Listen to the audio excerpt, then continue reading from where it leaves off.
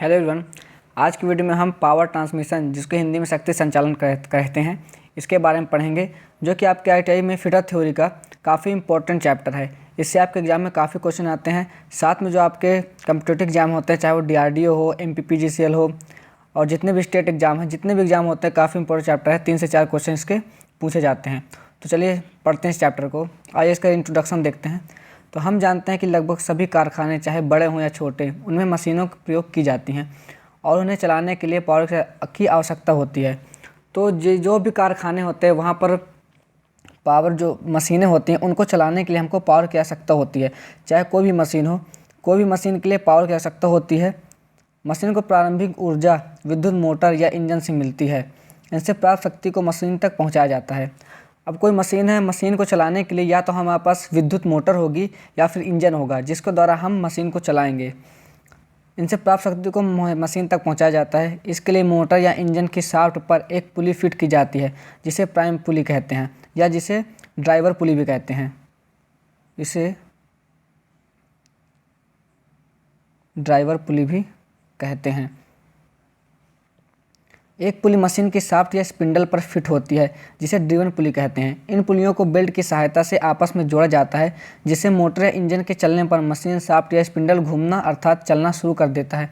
इस प्रकार पावर को एक पार्ट से दूसरे पार्ट अर्थात एक स्थान से दूसरे स्थान तक पहुँचाने को ही शक्ति संचालन, पावर ट्रांसमिशन कहते हैं। जैसे कि हम एक छोटा सा उदाहरण लेते हैं। एक आटा चक्की जो होती है, उसमें जो हमारी मशीन होती है, एक उसमें वो शाफ्ट होता है और एक शाफ्ट होता है हमारी जो मोटर होती है, उसमें एक शाफ्ट होता है, और एक हमारा जो हमारी मशीन होती है, चक्की है, उसमें एक शाफ्ट होगा। तो मोटर से जो हमको जो है पावर को, वो हमको चक्की में मशीन तक पहुंचाना है। तो उसके लिए हमको क्या करना होगा, दोनों मशीन के जो स्पिंडल हैं, उस पर हमको दोनों पे एक एक पुली लगानी होगी। मोटर में जो पुली लगाएंगे उसको हम प्राइम पुली या ड्राइवर पुली कहते हैं, और एक पुली को हमको लगाना होगा मशीन के शाफ्ट पर, उसे ड्रिवन पुली कहते हैं। अब दोनों में जो मशीनों में हमने पुली लगा दी, अब हमको जो मोटर है उससे पावर को भेजना है कहाँ पर, मशीन पर। तो उसके लिए हम क्या करेंगे, बेल्ट का उपयोग करेंगे। तो बेल्ट का उपयोग करने के बाद हम दोनों पुलियों को आपस में बेल्ट की सहायता से जोड़ देंगे। तो जब हम मोटर को स्टार्ट करेंगे तो मोटर की जो शाफ्ट है वो घूमेगी और उसकी पुली घूमेगी, और पुली के साथ साथ जब पुली जब घूमेगी तो हमारा जो पट्टा होगा, बेल्ट होगा, वो घूमेगा, उससे हमारी मशीन चलेगी। तो इसी को कहते हैं पावर का ट्रांसमिशन। पावर को एक स्थान से दूसरे स्थान तक ले जाने का जो प्रोसेस है, उसी को शक्ति संचालन, पावर ट्रांसमिशन कहते हैं। आगे बढ़ते हैं। शक्ति संचालन के साधन, resources of power transmission.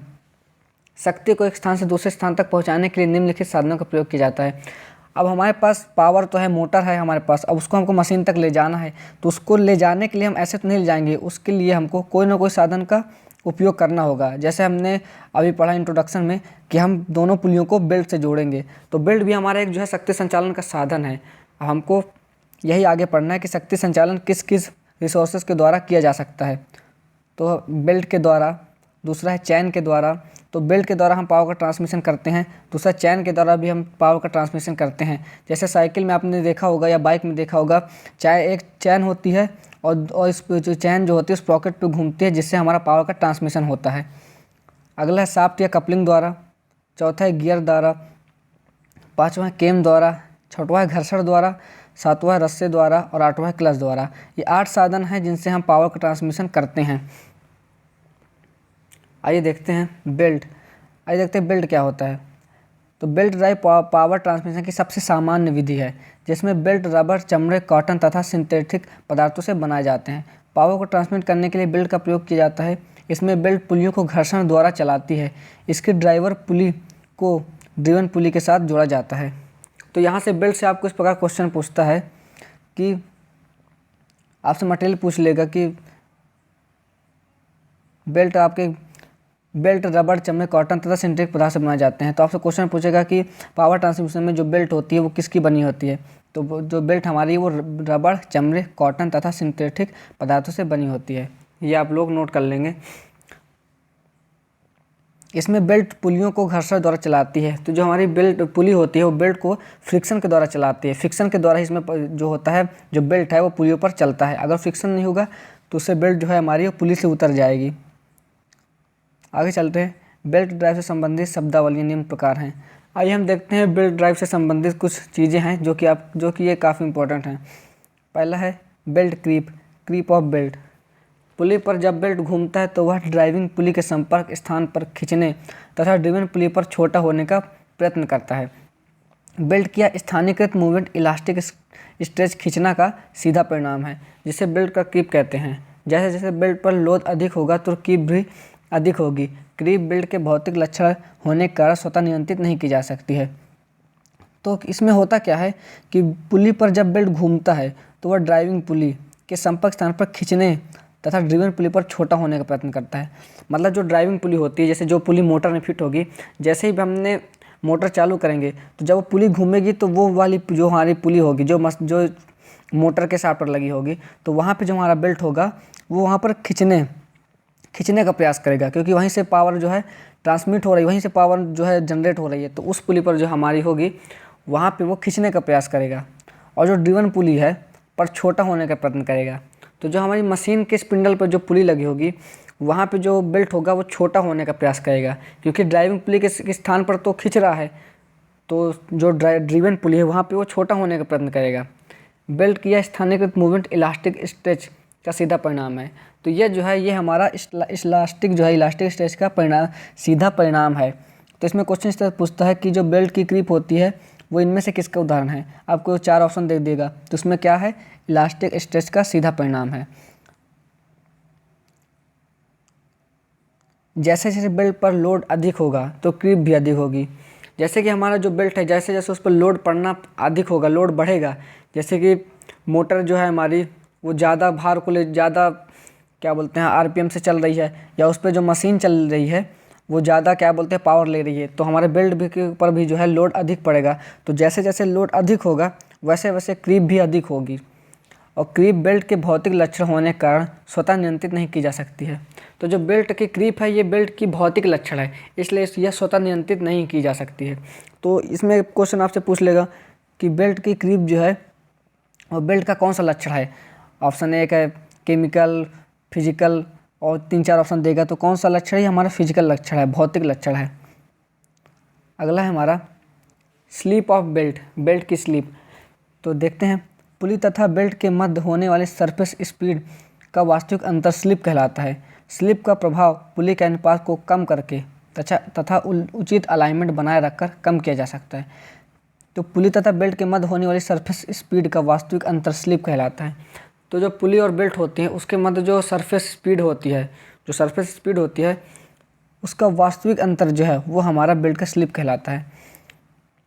Slip का प्रभाव पुली के अनुपात को कम करके तथा उचित जो है अलाइनमेंट बनाकर कम किया जा सकता है। तो जो स्लिप है उसको हम कम कर सकते हैं, तो उसको कम करने के लिए हमको पुली का जो अनुपात है उसको कम करना होगा, तथा जो अलाइनमेंट होता है उसको भी हमको उचित बना के रखना होगा, जिससे स्लिप जो होगी वो कम होगी। स्लिप तथा क्रीप संयुक्त रूप के कारण शक्ति ह्रास होता है। जब बेल्ट की स्लिप और क्रीप एक साथ होती है तो वहाँ पर हमारा शक्ति का ह्रास होने लग जाता है, पावर का लॉस होता है उस स्थिति में।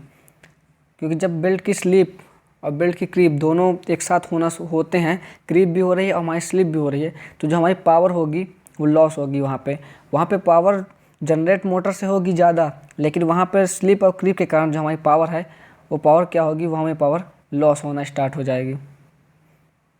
तो यहाँ से आपसे क्वेश्चन इस प्रकार पूछता है कि पावर ट्रांसमिशन में पावर का लॉस होने का कारण क्या है। बेल्ट की स्लिप के कारण, दूसरा ऑप्शन बेल्ट की क्रीप के कारण, तीसरा ऑप्शन होगा बेल्ट की स्लिप और क्लिप के संयुक्त के कारण। तो संयुक्त के कारण ही बेल्ट की स्लिप होती है। क्रीप और स्लिप के संयुक्त कारण से ही पावर का ह्रास होता है, पावर का लॉस होता है। अगला है बेल्ट की ड्रेसिंग। पुली की सतह पर बेल्ट के लगातार चलने रगड़ने के कारण घर्षण एवं ऊष्मा उत्पन्न होती है। तो बेसिकली बात है कि पुली की सतह पर जब बेल्ट लगातार चलेगा, घूमेगा, तो उसमें रगड़ भी होगा, क्योंकि घर्षण के कारण ही जो है पट्टा है जो हमारा बेल्ट होता है वो पुली पर चलता है, तो उससे घर्षण एवं ऊष्मा तो उत्पन्न होगी, ऊष्मा भी उत्पन्न होगी, तो जिसके फलस्वरूप जो बेल्ट होता है वो सूख जाता है। तो जब बेल्ट पर ऊष्मा और घर्षण उत्पन्न होता है तो उससे जो हमारा बेल्ट होता है वो बेल्ट जो है वो सूखने लगता है एवं स्लिप खाने लगता है, उससे बेल्ट जो है वो स्लिप भी होने लगता है। बेल्ट को लचीला तथा क्रैक से मुक्त बनाने के लिए इसकी ड्रेसिंग की जाती है। तो हमारा जब बेल्ट सूखता है तो स्लिप खाने लगता है, और बेल्ट को हमको वापस से लचीला करने के लिए और उसमें जो क्रैक होते हैं, जो चटका होता है, उससे मुक्त कर बनाने के लिए इसकी ड्रेसिंग की जाती है। तो ड्रेसिंग कैसे करते हैं हम? इसकी ड्रेसिंग के लिए जो रेजिन अथवा टैलो पाउडर को बेल्ट की आंतरिक सतह पर लगाते हैं, जो कि बेल्ट की पकड़ करने की क्षमता बढ़ाती है। तो इसमें हम रेजिन या तो फिर टैलो पाउडर, जो रेजिन पाउडर होता है या टैलो पाउडर होता है, उसको हम बेल्ट की आंतरिक सतह पर लगाते हैं। जो सतह पुली पर रगड़ खाती है उस सतह पर हम पाउडर को लगाते हैं, जिससे बेल्ट की पकड़ जो होती है, घर्षण की जो क्षमता होती है वो बढ़ती है, जिसको ही बेल्ट की ड्रेसिंग कहते हैं। और इससे हमारा जो स्लिप होता है वो हमारा कम होता है। अगला रैपिंग एंगल। यदि रैपिंग एंगल अधिक होगा तो पुली अधिक टॉर्क ट्रांसमिट कर सकेगी। यदि संपर्क क्षेत्र तथा रैपिंग कोण कम होगा तो वह कम टॉर्क ट्रांसमिट कर सकेगी। आइए इसको फिगर से हम समझते हैं। ये इसका फिगर है। यहाँ पे बोला गया है कि यदि रैपिंग एंगल अधिक होगा तो पुली अधिक टॉर्क ट्रांसमिट करेगी। तो देखिए यहाँ पे ये पुली जो है, इसका ये रैपिंग एंगल है, ये आपको सीधी लाइन दिख रही है ये, और यहाँ से इसका ये रैपिंग एंगल है ये। तो यहाँ पे रैपिंग एंगल कम है तो जो हमारी पुली है वो कम टॉर्क ट्रांसमिट करेगी। और इसका जो संपर्क क्षेत्र है वो भी कम है, क्योंकि यहाँ पे आप देख सकते हैं इस फिगर के अनुसार सिर्फ यहाँ से लेकर इतना ही भाग इसका जो है वो पुली पर संपर्क में है। और ये वाले फिगर में क्या है कि यहाँ से लेकर आपका ये पूरा वाला भाग जो है यहाँ तक, ये यहाँ से यहाँ तक ये हमारा संपर्क में है। तो संपर्क क्षेत्र जब ज़्यादा होगा तो हमारा रैपिंग एंगल भी ज़्यादा होगा। देखिए अब यहाँ पर रैपिंग एंगल कितना ज़्यादा है ये। तो रैपिंग एंगल जब ज़्यादा होगा तो उस स्थिति में जो हमारी पुली होगी वो जो है ज़्यादा टॉर्क ट्रांसमिट करेगी और पावर भी ज़्यादा जनरेट करेगी। यहाँ पे लिखा है कि यदि रैपिंग एंगल अधिक होगा तो पुली अधिक टार्क जो है ट्रांसमिट कर सकेगी। तो यहाँ पे देखिए रैपिंग एंगल अधिक है, तो रैपिंग एंगल अधिक है तो हमारा जो है संपर्क क्षेत्र भी अधिक होगा। यहाँ से यहाँ तक संपर्क क्षेत्र है, तो इस स्थिति में जो पुली होगी वो ज़्यादा पावर को ट्रांसमिट कर सकेगी, ज़्यादा टॉर्क को ट्रांसमिट कर सकेगी। और यदि संपर्क क्षेत्र तथा रैपिंग कोण कम होगा तो वह कम टॉर्क ट्रांसमिट कर सकेगी। अब यहाँ पे देखिए, यहाँ पे क्या है कि रैपिंग एंगल जो है वो काफ़ी कम है, क्योंकि बेल्ट जो है इस आकार में है और यहाँ पे बेल्ट पूरा ऐसे है, तो यहाँ हमारा रैपिंग एंगल भी ज़्यादा हो गया और संपर्क क्षेत्र भी ज़्यादा हो गया। तो जो पावर होगी वो टॉर्क ट्रांसमिट करेगी ज़्यादा, और यहाँ पे कम टॉर्क ट्रांसमिट करेगी। क्यों कम करेगी? क्योंकि जो यहाँ पे रैपिंग एंगल है वो कम है और जो संपर्क क्षेत्र है वो भी बहुत कम है। और यह इस वाले फिगर में यहाँ पे लिखा भी है wrapping angle is big. Wrapping angle ज़्यादा है तो पावर जो पुली है वो ज़्यादा टॉर्क को ट्रांसमिट कर सकेगी, और रैपिंग एंगल कम होगा तो हमारी जो पुली होगी तो पुली अधिक टॉर्क, ज़्यादा अगर रैपिंग एंगल है तो ज़्यादा टॉर्क ट्रांसमिट करेगी। अगर वहाँ पे रैपिंग एंगल और संपर्क क्षेत्र कम है तो पुली जो हमारी होगी वो कम टॉर्क ट्रांसमिट कर सकेगी, क्योंकि यहाँ पे जो इसमें फ्रिक्शन वाला हिस्सा है, संपर्क क्षेत्र है जिसमें घर्षण खाती है, तो ये कम है।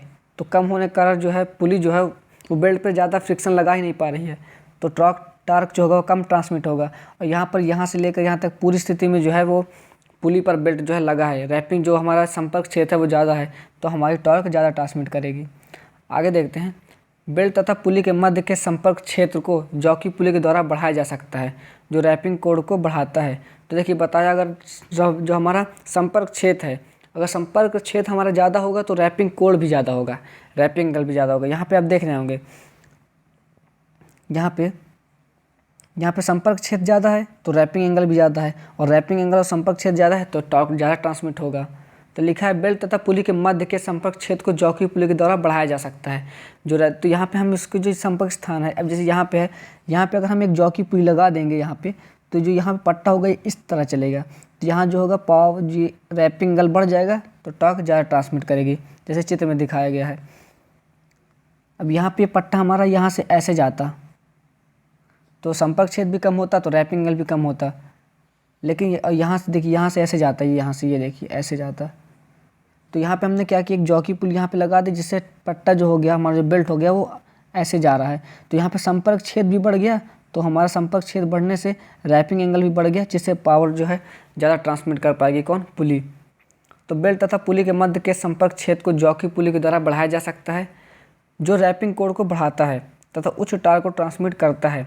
जॉकी पुली को ड्राइविंग पुली के निकट बेल्ट के स्लेक साइड पर लगाया जाता है। स्लेक मतलब ढीले साइड पर। अब यहाँ से क्वेश्चन आपसे पूछता है कि जो हमारी जॉकी पुली होती है, जिसे आइडलर पुली भी कहते हैं, तो जॉकी पुली को कहाँ पर लगाया जाता है? तो जॉकी पुली को हम ड्राइविंग पुली के निकट लगाते हैं तथा बेल्ट के ढीले साइड पर लगाते हैं। जो बेल्ट जिस साइड पर बेल्ट जो है वो स्लेक साइड होता है, जो ढीला साइड होता है, उस साइड पर हम जॉकी पुली को लगाते हैं। ये हमारी ड्राइवर पुली है, तो हमने जॉकी पुली कहाँ लगाई? ड्राइवर पुली के निकट तथा स्लेक साइड पर, जो हमारा ढीला साइड है, उस बेल्ट के ढीले साइड पर हम लगाते हैं जॉकी पुली को।